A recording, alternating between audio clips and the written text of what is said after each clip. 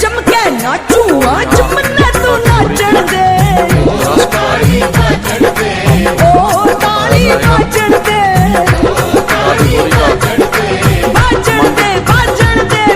कब बनाया गया था और कब स्थापना की गई थी, ये सभी बातें आपको बताई जाएंगी। उनका ब्राह्मण हरियाणा राज्य के हिसार जिले से आप देखिए एक बार, ये दादी गौरी की कथा है। सन 1505 की बात है। रामा नाम का ब्राह्मण था। वह हरियाणा राज्य के हिसार जिले के गांव बाड्या ब्राह्मण का रहने वाला था और सावन भादो का महीना था। रामा ब्राह्मण नामक एक व्यापारी था। उसका गुड़ का व्यापार था।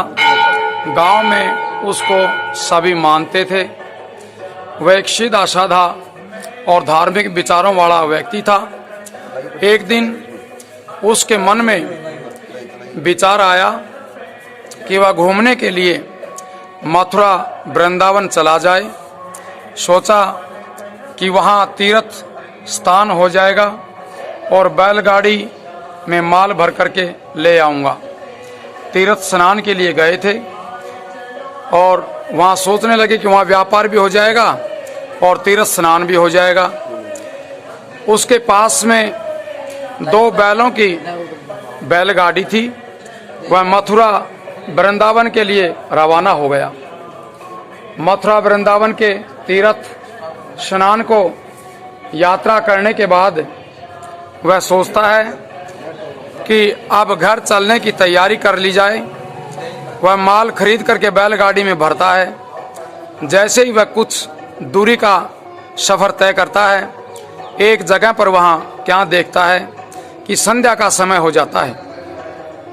बहुत सारे बच्चे वहाँ खेल रहे होते हैं। सभी बच्चे खेल करके अपने अपने घर को चले जाते हैं, लेकिन एक छोटी सी कन्या वहीं पर ही रह जाती है, जिसकी उम्र उस समय 7 वर्ष की थी।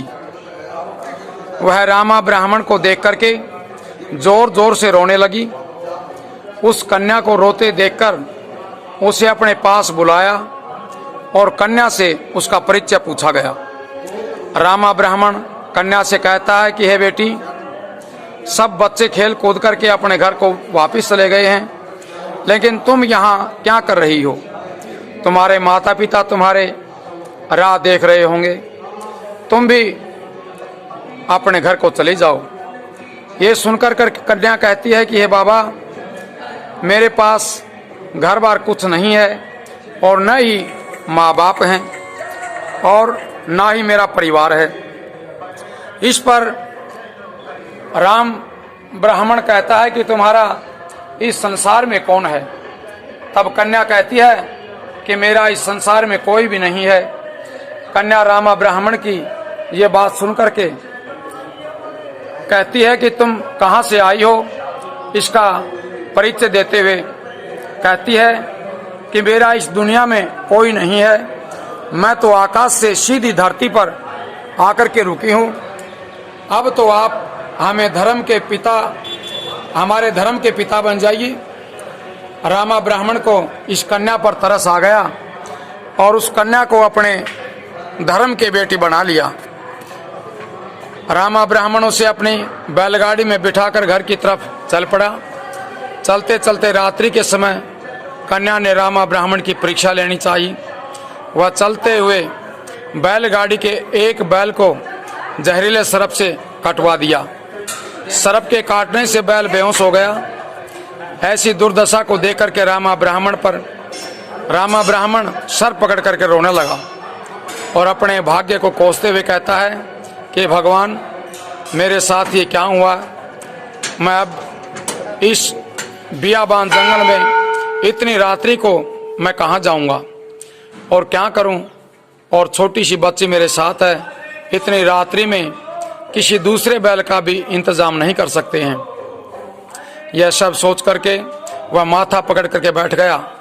रामा ब्राह्मण को ऐसे देख करके कन्या को रामा ब्राह्मण पर तरस आ गया और वह रामा ब्राह्मण पर तरस आने के बाद कहती है कि हे बाबा आप चिंतित मत होइए, सब कुछ ठीक हो जाएगा। ये कहकर के कन्या ने बैल के पीठ पर हाथ फेरकर बैल के पीठ पर थपथपी लगा दी, जिससे बैल एकदम खड़ा हो गया। ये सब कुछ देखकर रामा ब्राह्मण चकित रह गया। कुछ देर आराम करने के पश्चात चलने की तैयारी करते ही वह कन्या कहती है कि बाबा मुझे अपनी गोद में बैठा लीजिए। वह कन्या रामा ब्राह्मण की गोद में बैठ जाती है और गाड़ी चल पड़ती है। चलते चलते वह दिल्ली पहुंच गए और वहां पर पड़ाव डाला गया। थोड़ी देर आराम करने के बाद कन्या को खाना खाने के लिए कहता है, लेकिन कन्या के खाने में दूध की मांग की गई। बाबा व्यवस्था करने कन्या को दूध पिलाता है। रामा ब्राह्मण भोजन करके बैलों को भी पानी पिलाता है और फिर गाड़ी जोत करके चल पड़ता है। चलते चलते वह उसने दूसरा पड़ाव रोहतक में डाल लिया। वहां पर भी कन्या ने दूध की मांग की। रामा ब्राह्मण ने कन्या को दूध पिला करके घर की तरफ चल पड़ता है। चलते चलते वो जंगल में से गुजरते हैं तो कन्या को प्यास लग गई। इस पर कन्या ने बाबा से पानी की मांग की। रामा ब्राह्मण गाड़ी रोककर कन्या से कहता है कि बेटी तुम यहाँ पे रहो, मैं तुम्हारे लिए पानी का प्रबंध करता हूँ। लेकिन बाबा का कहीं पर भी ढूंढने पर भी पानी नहीं मिला। बाबा कन्या के पास आकर के कहता है कि बेटी यहाँ कहीं पर भी पानी नहीं दिखाई देता है। ये सुनकर छोटी सी कन्या अपने पास थोड़ी ही दूरी पर एक साफ सुथरा पानी से भरा तालाब बाबा को दिखाती है और कहती है कि बाबा देखो पानी वहां पर है, आप वहां से पानी ले आइए। बाबा पानी के लिए तालाब की तरफ चल पड़ता है। इतनी ही देर में पीछे से बैल गाड़ी के पास चोर आकर के बैल चुराने की कोशिश करते हैं। कन्या ने जैसे ही उन चोरों पर अपनी दृष्टि डाली तो वे सभी अंधे हो गए। ऐसा कहने पर सभी कन्या से माफी मांगने लगे। कन्या को उन पर दया आ गई और उनकी आंखों की रोशनी वापस लौटा दी। ये सब देख करके रामा ब्राह्मण चकित होकर के मन ही मन सोचता है कि यह कोई साधारण कन्या नहीं हो सकती, ये तो अवश्य ही कोई दिव्य कन्या है। वह नजदीक आकर के कन्या को जल देता है और आगे चलते हुए महम से होते हुए हांसी से गुजर करके हिसार जिले में अपने गांव बाड्या ब्राह्मण में प्रवेश करता है। रामा ब्राह्मण गांव की सीमा पर गाड़ी रोककर कन्या से कहता है कि तुम यहीं पर रुको, मुझे यहाँ पर जरूरी काम है। वह गांव में अपने घर पर जाकर अपने परिवार वालों को सारी घटना सुनाता है कि उसके साथ एक छोटी सी असाधारण कन्या आई हुई है। वह कन्या को दिखाने के लिए अपने घर वालों को वहां पर ले जाता है। ये सब देख करके रामा ब्राह्मण दुखी होकर कहता है कि इतनी ही देर में कन्या कहाँ चली गई। उसने तो सही सोचा था कि सबसे पहले घटना घर वालों को बताई जाए, तब कन्या को अपने साथ घर ले जाया जाए, लेकिन कन्या को सब जगह ढूंढने पर कहीं भी दिखाई नहीं दिया। वहां पर घना गहरा जंगल था। उसने अपने गांव वालों को बुला करके अपने साथ बीती हुई सारी घटना को बताया। घटना सुनकर के गांव वालों को बहुत हैरानी हुई और कन्या को ढूंढने के लिए सभी जंगल को काटने लग गए। इतनी देर में एक कांटेदार झाड़ी में से आवाज आई कि हे गांव वालों, जंगल को मत काटो, यहाँ पर मैं रामा ब्राह्मण के साथ आई हूँ। वह छोटी सी कन्या कहती है कि मैं बासिक नाग की पुत्री हूँ। मैंने रामा ब्राह्मण के हर पल परीक्षा ली है। रामा ब्राह्मण मेरी हर परीक्षा में सफल हुआ है। वह मेरा धर्म का पिता है और स्वयं श्री कृष्ण भगवान ने मुझे इस कलयुग में आपके कल्याण के लिए भेजा है और मैं इसी गांव में रहना चाहती हूं। मैं आप सब गांव वालों को वचन देती हूं कि सर्प के काटे हुए को मरने नहीं दूंगी। जय दादी गौरी। वो किसी के पास न जाए। मेरा नाम गौरीजा है। मेरा नाम लेकर के कच्चे धागे की 7 गांठें लगा करके बांध लेना और मंदिर में आ जाना।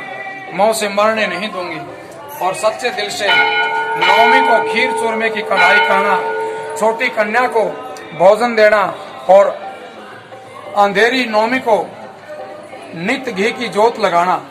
जन्माष्टमी को मेरा मेला लगेगा। सच्चे दिल से जो मुझे पूजेगा मैं उसकी हर मनोकामना पूरी करूंगी। इतना कहकर वो चुप हो गई और उसी झाड़ी में समा गई। गांव वालों ने उस स्थान पर एक छोटी कुटिया बनाई। सुबह शाम वहां पर ज्योति लगती है और धूप लगती है।